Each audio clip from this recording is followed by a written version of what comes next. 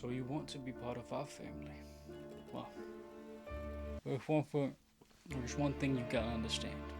The Mafia game series is a collection of story-driven action-adventure games that are known for their beautiful cinematic storytelling, very accurate depiction of the time period they take place in, as well as deep and often tragic narratives centered around organized crime. And also just being a straight-up copy of Grand Theft Auto. Now, I've never played any of these games before, but I thought since Mafia the Old Country released a while ago, I wanted to go back and see what I missed out on. And it all starts in 1930. But it actually doesn't, because Old Country is a prequel to all these games, but we'll get there. This is Tommy Angelo. He's a taxi driver here in the city of Lost Heaven, which is loosely based on Chicago. But unbeknownst to Tommy, this wasn't gonna be just any other night. Because out of nowhere, two armed people runs up on Tommy and asks him, very politely, to move it! And so Tommy takes them to a diner nearby called Salieri's. Remember this name, it becomes important. I should probably mention that I am playing the definitive version of these games, which is why they look so good, given that the original came out in 2002 and looked like this. Anyway, Tommy promises not to tell anyone about what just happened, and then he returns to his normal, mundane life as a taxi driver, when suddenly, BAM! Two people show up and decide to beat up his car like a piñata at some kid's 12th birthday party. But Tommy manages to shove this dude away and make a run for it back home to mommy and daddy. Remember these two from before? This is Sam and Polly. They work for a mob boss called Don Salieri. Like the diner. Yeah, so it turns out this is no normal diner. It's the base of operation for the local mafia. And they want Tommy's immaculate taxi driving skills to be a part of the family. And honestly, taxi driver, mafioso?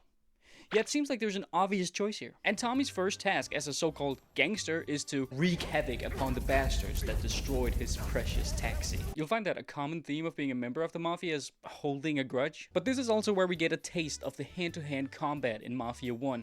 And it kinda sucks. The whole combat is basically just mashing Q, but, and get this, sometimes the enemy will punch back and you get to press another button. Damn. We learned that the guys who smashed our car work for another mafia boss called Morello, and him and our boss Salieri are little goo goo gaga crybabies and both want to control the entire city of Lost Heaven. And they're like trying to tear each other apart financially at first, but it ends up in an entire gang war. It's insane. Tommy is then really introduced to the crime life with his first real mission, debt collecting. It's pretty simple. If you owe the mafia money, you pay up. Cooperate, you live. Refuse, you die. 2 years of this go by, and Tommy is told that there's a race coming up and that there is some serious money to be made here. But Morello has hired a European professional race car driver, and he's guaranteed to win. So Tommy is sent out to sabotage his car, but oh no, Frank tells us that, this is Frank by the way, he's like Salieri's second in command.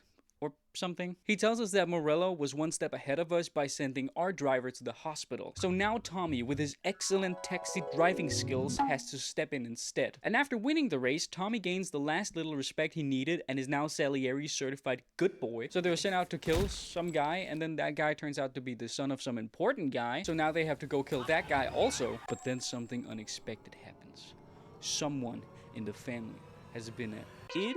Bitty, smelly, shitty little snitch and exposed Salieri to the police. And who could that be? It was Frank! But we find out he just did this to protect his family and live a normal life away from crime. So we forgive him by burning his fucking house down. This makes Tommy realize that this life might be a little too much for him. So him and Paulie decide to rob a bank. You know, the normal thing to do after quitting something. However, Sam, being loyal to the Salieri family, tells the Don about Tommy and Paulie's little bank heist. And this made the big bad mafia boss a little pissy, so the day after the bank heist, Tommy finds Paulie in his apartment with a gunshot to his forehead that he didn't survive. You see, Paulie's biggest mistake the whole time was that he wasn't the main character. So now Tommy, sad and angry, makes his way to the Lost Heaven art gallery to try and clear his mind from seeing his best friend's dead body. When suddenly he's ambushed by none other than best friend number 2, Sam. And apparently he was the one who killed Paulie on behalf of Salieri. Sheesh. This is very difficult for Tommy because not only has he just left his dead best friend, but now he also has to kill his other best friend, and after doing so, Tommy and his family move away to live a life happily ever after, away from crime and gang wars. Until he's brutally shot with a 12 gauge on his own lawn. this game is pretty good. The way the story flows, it's not too long to feel dragged out, but not too short to feel rushed. And just the simplicity of it. They don't keep adding characters all the time that you have to remember, something the later games do a lot. And also the fact that Tommy dies at the end, showing that even though he gave up this life, it still found a way to kill him.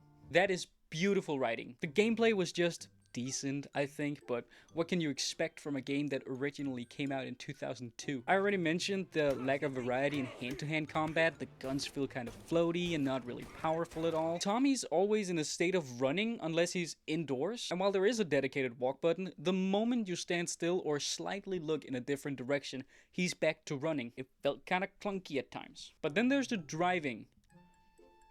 It's pretty good. I even think that's where the game excels, and surprisingly enough, it's also what the majority of the game is. According to this video, I trust their judgment. However, it did make me feel like I was in the early 1900s. The music felt retro, the cars were slow, the guns were simple, and everyone was wearing tuxedos. It felt pretty 1930s. It gets an A tier from me. So let's talk about Mafia 2. Set a couple years after, in 1943, Vito Scaletta, that's you, and Joe Barbaro, that's this guy, decide to rob a little street store, but sadly they're caught by the only other guy on the street who happens to be a cop. And while Joe manages to escape, Vito is caught and given one of two options. Either he's going to prison, or he's gonna serve in the army. And because Vito doesn't want to drop the soap and risk his manhood, he's sent to Sicily as a part of the Allied invasion, whatever that means. And I know what you're thinking, and yes, the mustache is real, I grew it myself. A couple years later, Vito is sent home because he got a very bad boo-boo in battle. He then reunites with Joe, and then they convince the American army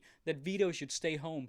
Period. What Vito didn't know was that his father had died and left behind a $2,000 debt to the Mafia. I did some calculations, and that would be $37,000 in today's money. What the fuck was Vito's dad doing? Investing in Ubisoft stocks? Vito tries to get a job to help his family pay this debt, but stacking crates is not his groove. When I said I needed a job, I didn't mean slave labor. So instead, he gets recruited into the Mafia, because it pays better. Vito and Joe then meet Henry, another guy in a suit, who tasks them with stealing stamps and selling them to local gas stations. And because we succeeded, the natural next step is, of course, rob a jewelry store and kill a businessman.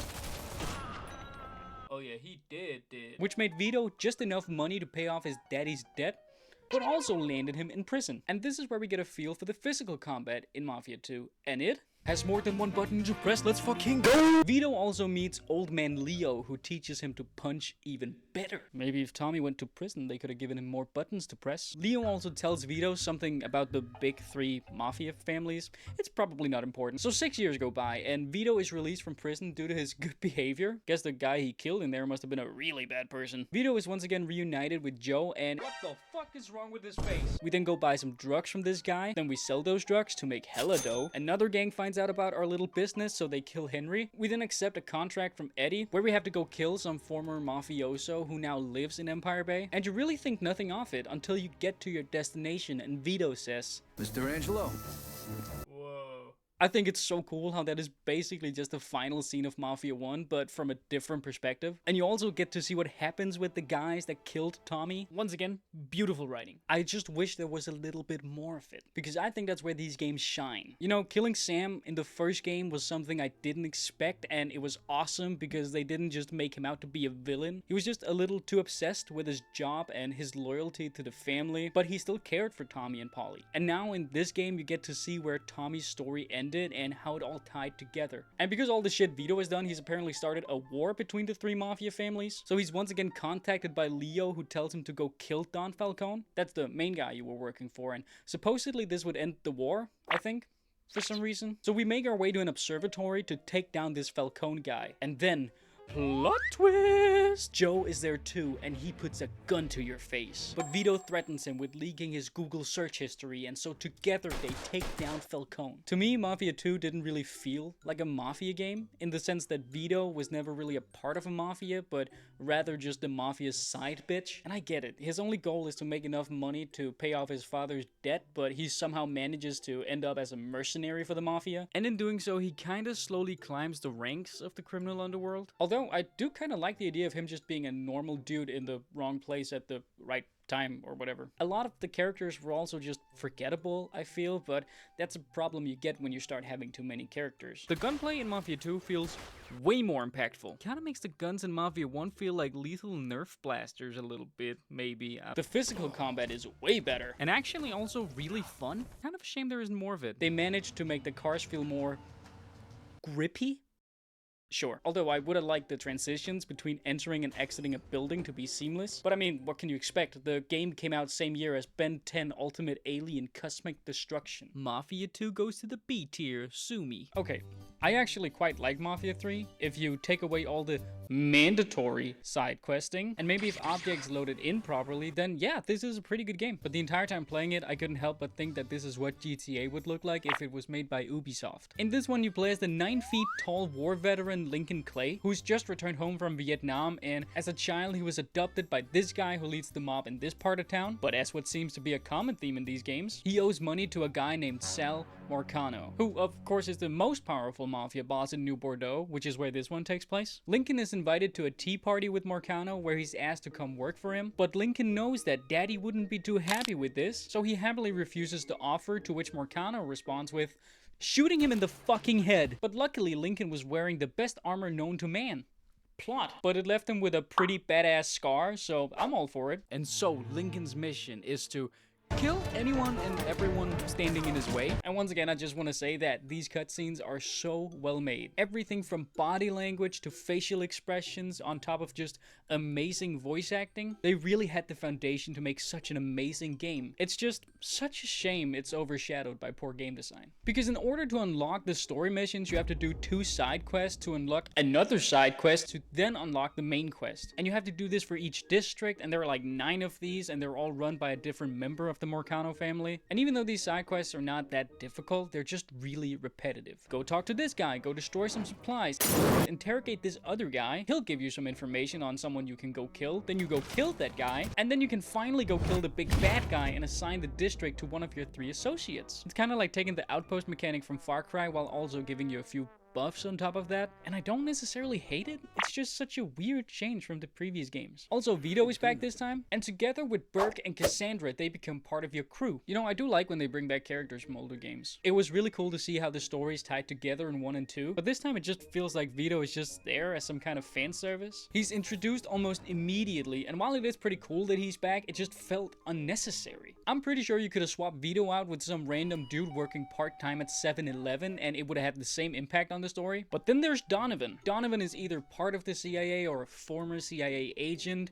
Either way, he's pretty cool. And together, they take small steps to take down Sal Marcano for good. Like blowing up a construction site, infiltrate a boat, steal a fucking nuke from a military base.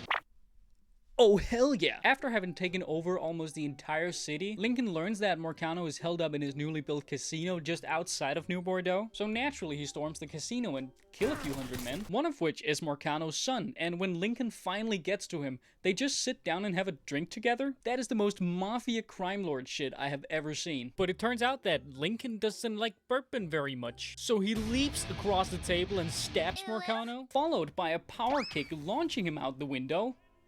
Yeah, he did. Lincoln is then given one of 2 options. Either he can rule New Bordeaux as the new leader, or escape and start a new life in California. I chose the latter, but I actually think it would have been better to kill off Lincoln's character, kinda mimicking what they did with Tommy in the first game. Throughout the entire story, Lincoln's goal is to avenge his family who were murdered by Marcano.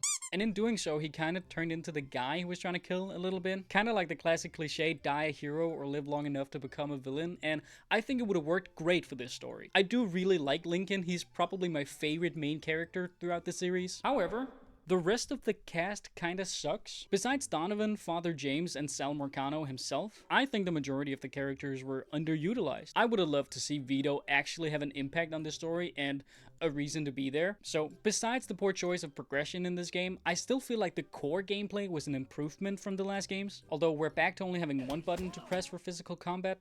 What's up with that? That being said though, the level design in this game is pretty awesome. There's this one level where you go to an abandoned amusement park to try to find one of your targets, and it's like halfway sunk underwater, and it just looks really cool. In conclusion, the game feels kind of rushed, and Like, it struggles to find its identity. It doesn't really know if it wants to be GTA or Far Cry. I feel like most problems with this game could just really easily be fixed with mods, which is why I'm gonna give Mafia 3 a C tier. In August of 2025, Mafia the Old Country was released, and it was met with very mixed reviews. A diluted and repetitive experience with a very underwhelming ending. A solid 5.5 out of 10. Don't waste your money on this game. This game felt like Hangar 13 broke every bone in my legs and told me to walk while constantly kicking me in the head.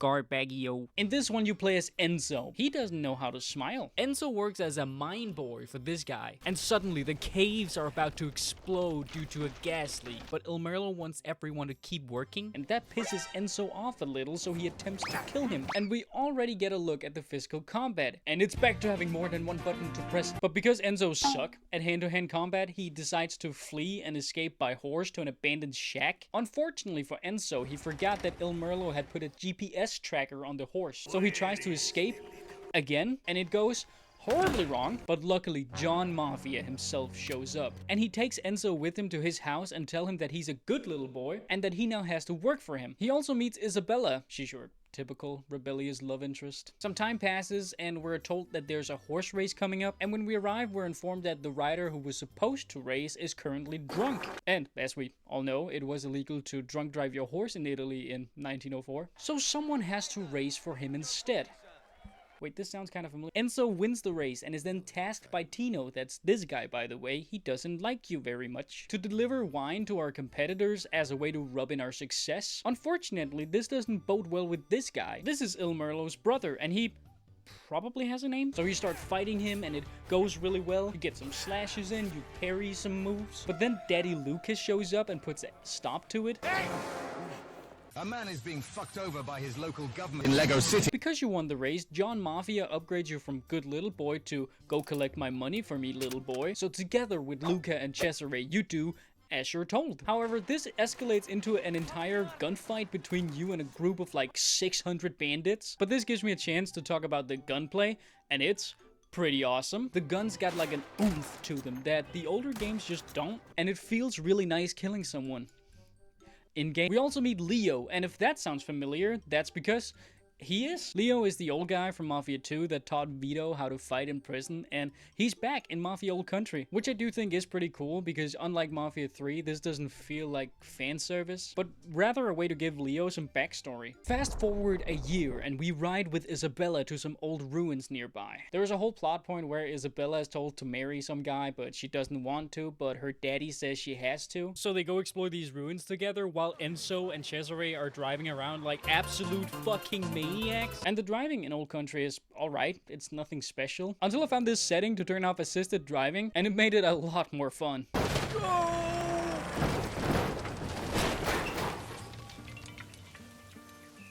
Is it gonna explode? The Don is especially happy that we saved her daughter. His daughter. So he thanks us by making us take a blood oath and thereby joining the Mafia. And as a new member of the family, Enzo is tasked with participating in a street race, kill a few hundred people, and my personal favorite, infiltrating a town hall to steal some plates for illegal money printing. Just a casual Tuesday as a member of the Mafia. Some minor stuff also happens. Luca dies, then we avenge him, we chase down Il Merlo on some rooftops, we kill even more guys, Isabella's pregnant, we talk to an arms dealer. Wait, what? And with this info, Enzo and Isabella agree on leaving Italy for a place where their child can grow up safe and sound.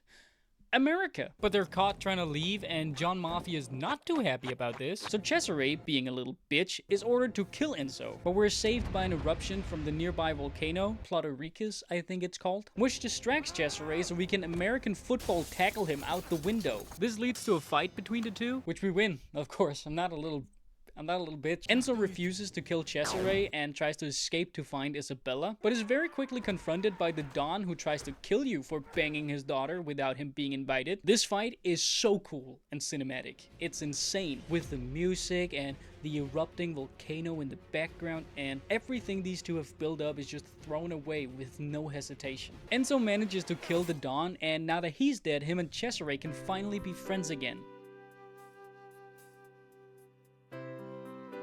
Cesare, is that a knife in my stomach, or are you just happy to see? No, definitely a knife. What the fuck? Dude, this game is amazing. Dare I say the story is even better than Mafia 1. I do.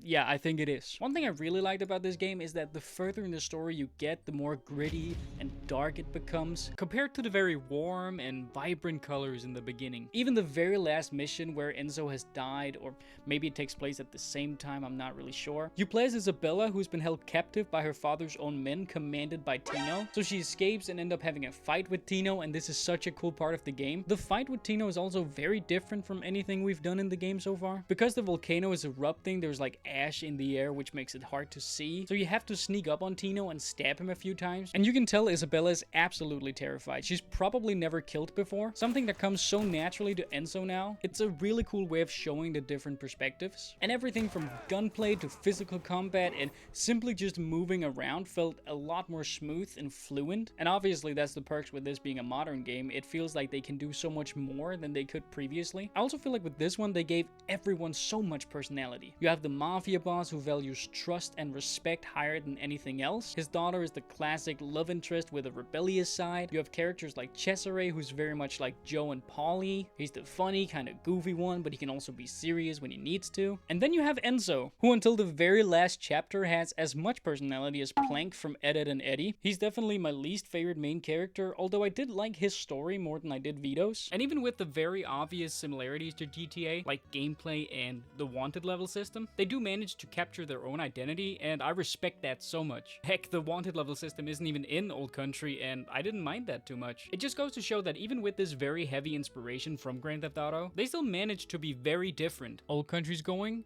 to the A tier. Thank you so much for watching. I will be taking this off now because I bought it a size too small, and I cannot breathe.